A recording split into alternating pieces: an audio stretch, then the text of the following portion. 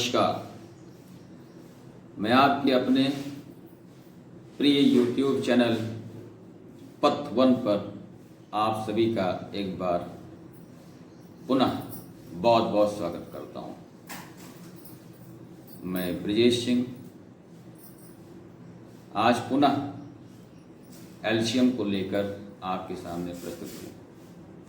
मैं आपको आज एलसीएम के बारे में कुछ और नई जानकारी और नई विधि के बारे में बताऊंगा।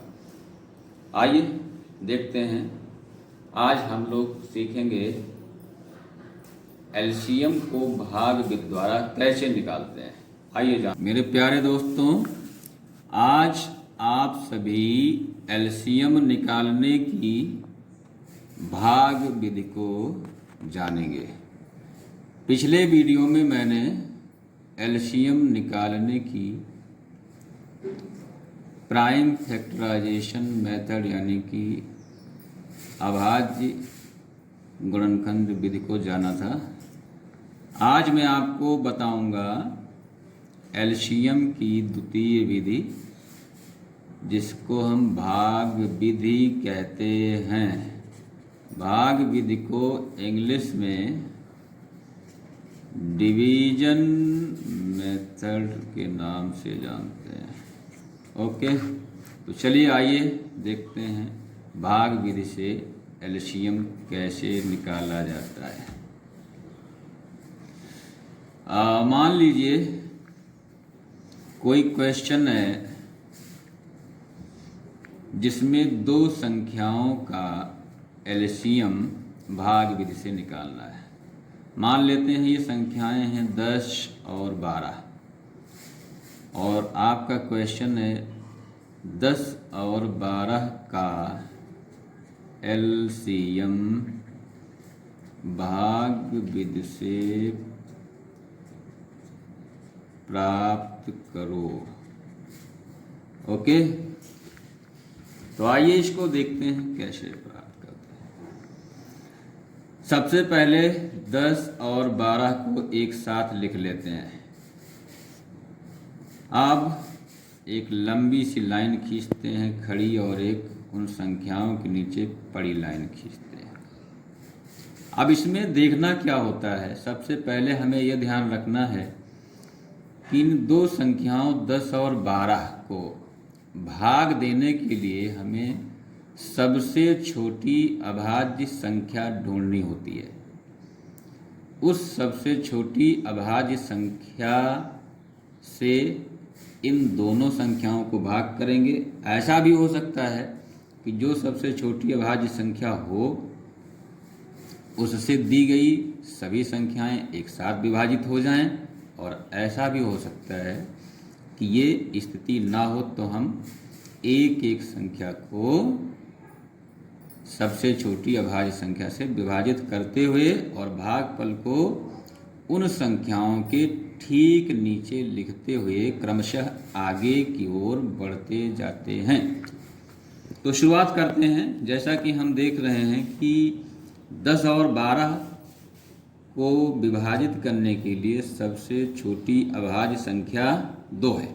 इन 2 के टेबल में 10 और 12 दोनों आते हैं, इसलिए हम इसको शुरुआत करते हैं 2 से। मैंने यहाँ 2 लिख लिया। अब इससे 10 को विभाजित करते हैं तो 2 5 जा 10। 10 को विभाजित किया, भागफल आया 5। इसको 10 के ठीक नीचे लिख लेते हैं। फिर एक कामा लगाया, इस कामा के द्वारा दोनों संख्याओं को सेपरेट कर लेते हैं। अब इस 2 से 12 को डिवाइड करेंगे, 2 6 जा 12। अब हम देख रहे हैं 5 और 6 ये दोनों ऐसी संख्याएं हैं जिनमें कोई भी कॉमन डिवाइजर नहीं है। अगर हम 5 से इसको डिवाइड करेंगे तो 5 डिवाइड होगा लेकिन 6 नहीं, और 6 को करेंगे तो 5 नहीं। इसलिए हम क्या करेंगे, ये प्रक्रिया हम तब तक अपनाते जाते हैं जब तक कि नीचे की लाइन में 1 1 नहीं आ जाता है। तो देखिए कैसे करते हैं। सबसे पहले हम इस 6 को 2 से डिवाइड कर लेते हैं, और जो संख्या डिवाइड नहीं होती है उसको जस का तस उसी के नीचे लिख दिया जाता है। तो 5 का तो 5 भी आ गया।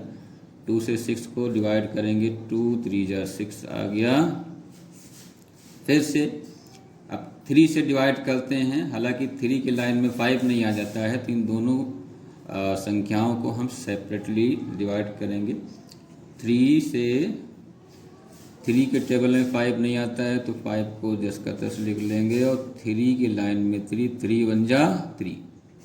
अब 5 से डिवाइड करेंगे, 5 1 जा 5, और ये 1 आ गया। तो हम देख रहे हैं कि नीचे की लाइन में 1 1 आ गया। अब हम इसको यहीं पर छोड़ देते हैं। अब इधर लेफ्ट में ये जो सभी डिवाइजर आए हैं, इन सभी को आपस में मल्टीप्लाई कर लेते हैं। यानी एलसीएम प्राप्त करने के लिए 2 × 2 × 3 × 5। ओके, अब इन सब को मल्टीप्लाई करते हैं। 2 2 जा 4 × 3 × 5, 4 3 जा 12 × 5, 12 5 जा आ गया 60। इस तरह से हम एलसीएम पता कर लेते हैं। अतः 10 और 12 का एलसीएम होगा 60। ओके, आइए सेकंड क्वेश्चन के द्वारा इस भाग विधि को और स्पष्ट करते हैं। अब हम 3 संख्याओं का एलसीएम भाग विधि से प्राप्त करना सीखेंगे। मान लीजिए 3 संख्याएं हैं, 5 10 और 15। ये क्वेश्चन है कि 5 10 और 15 का एलसीएम भाग विधि से ज्ञात करो। तो आइए जानते हैं कैसे। वही सेम प्रक्रिया जैसा कि अभी हमने प्रीवियस क्वेश्चन में किया है। 5 10 15 को कामा के द्वारा सेपरेट करके एक साथ लिख लेते हैं। अब हम स्टार्ट करते हैं। सबसे पहले वही सेम प्रोसेस 5 10 15 में देखते हैं कि इनका सबसे छोटी अभाज्य संख्या कौन सी है, किस टेबल में 5 10 15 आते हैं। ये आते हैं तो सबको एक साथ में डिवाइड कर देते हैं। जैसा कि देख रहे हैं कि 5 के टेबल में 5 10 और 15 तीनों आते हैं, इसलिए इन तीनों का अभाज्य संख्या 5 होगी, जो सबसे छोटी है। अतः इस 5 से ही हम इन सब को डिवाइड कर देते हैं। 5 1 जा 5, 5 2 जा 10, 5 3 जा 15। अब 2 से 2 1 जा 2 और 3 डिवाइड नहीं हो रहा है, तो उसको वैसे लिख लिया, क्योंकि हम सबसे नीचे 1 1 लाने की कोशिश कर रहे हैं। अब 3 से डिवाइड करते हैं।